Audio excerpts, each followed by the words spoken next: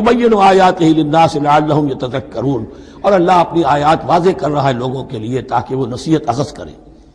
وَيَسْأَلُونَكَ عَنِ الْمَحِيضِ، اور وہ عورتوں کے ایام ماہواری کے بارے میں آپ سے سوال کر رہے ہیں۔ قُلْ هُوَ أَذًى، کہہ دیجئے وہ ایک ناپاکی بھی ہے اور ایک تکلیف کا مسئلہ بھی ہے۔ فَاعْتَزِلُوا النِّسَاءَ فِي الْمَحِيضِ، تو حیض کی حالت میں اگر تمہاری بیویاں ہوں تو ان سے علیحدہ رہو، مقاربت نہ کرو۔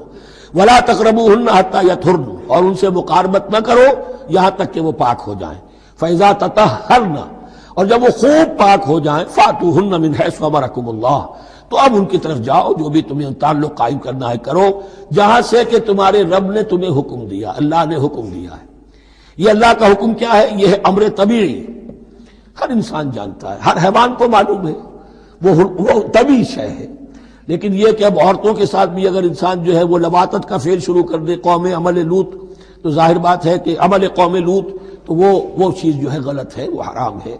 یہ تو اللہ تعالیٰ نے جو بھی تمہاری فطرت میں ڈالا ہے راستہ، وہ در حقیقت من حیث امرکم اللہ، ان اللہ یحب التوابین و یحب المتطہرین، یقیناً اللہ محبت کرتا ہے بہت توبہ کرنے والوں سے اور بہت پاک بازی اختیار کرنے والوں سے، ان ناپاک چیزوں سے دور رہنے میں۔ نساؤکم حرث لکم، تمہاری بیویاں تمہارے لیے کھیتیوں کے مانند ہیں، جیسے کھیت میں بوتے ہو، فصل کاٹتے ہو، بیویوں کے ذریعے سے اللہ تعالیٰ تمہیں اولاد عطا کرتا ہے۔ فاتو حرثکم انا شئتم، تو جو بھی کھیتی والی جگہ ہے ادھر تم جاؤ جدھر سے چاہو، یعنی اس میں یہ ہے کہ کوئی رکاوٹ نہیں ہے، وہ داہنی طرف سے بائیں طرف سے جدھر سے بھی ہو، لیکن ہو وہ فرج کے اندر، وہ وقت کے اندر معاملہ نہ ہو۔ فاتو حرثکم انا شئتم وقدموا لانفسکم، اور اپنے آگے کے لیے سامان کرو، یعنی اپنی اولاد۔ انسان جو ہے بڑھاپے کے لیے اس کا ایسٹ بنتی ہے اس کی اولاد۔ آج تو دنیا اولاد سے بھاگتی ہے، لیکن ایک زمانے میں تو اولاد جو ہے وہ عصائے پیری شمار ہوتی تھی۔ وَقَدِّمُوا لِأَنفُسَكُمْ وَاتَّقُوا اللَّهَ وَاعْلَمُوا أَنَّكُمْ مُلَاقُوهُ، اور اللہ سے کا تقوی اختیار کرو۔ ابھی آپ دیکھیں گے کہ جو حکم بھی شریعت کا آئے گا بار بار تکرار کے ساتھ جو ہے اس میں جو تقوی کا ذکر بار بار آئے گا کہ ایک قانون ہے اس کی قانونیت ہے، ایک ہے تقوی۔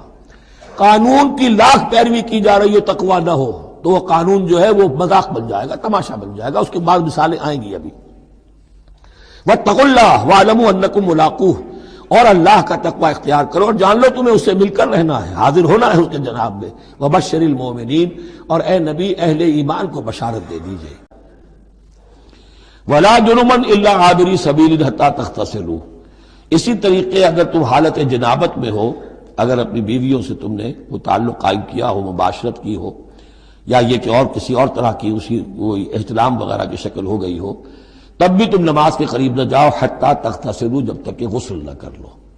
الا عابری سبیل، اس کے بارے میں بہت سے قول ہیں، لیکن یہ جو آگے بات بیان ہو رہی ہے اس میں آ جائے گا کہ ہاں سفر کی حالت میں اس غسل کی پابندی پر جو ہے وہ نرمی کی گئی ہے اور اس میں تیمم کی اجازت دی گئی ہے۔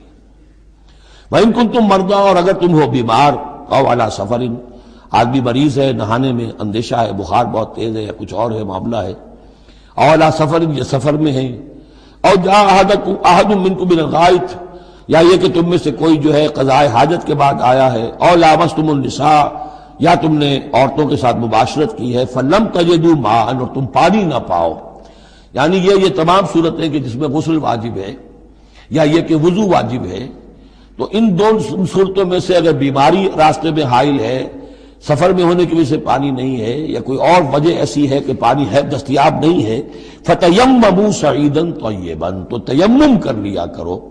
لیکن تیمم کا جیسا کہ ہم پہلے پڑھ چکے ہیں، میں نے بتایا تھا کہ قصد کرنا تیمم، فَتَيَمَّمُوا صَعِيدًا طَيِّبًا، پاک مٹی کا اس کا قصد کرو۔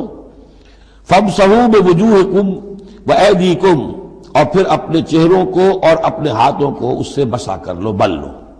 ان اللہ کان عفوا غفورا، یقیناً اللہ تعالی عفو ہے، بہت معاف کرنے والا۔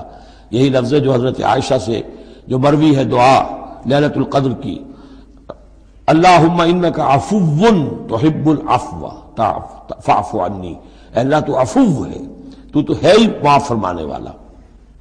ان اللہ کان عفوا غفورا، اللہ معاف فرمانے والا، بخشنے والا۔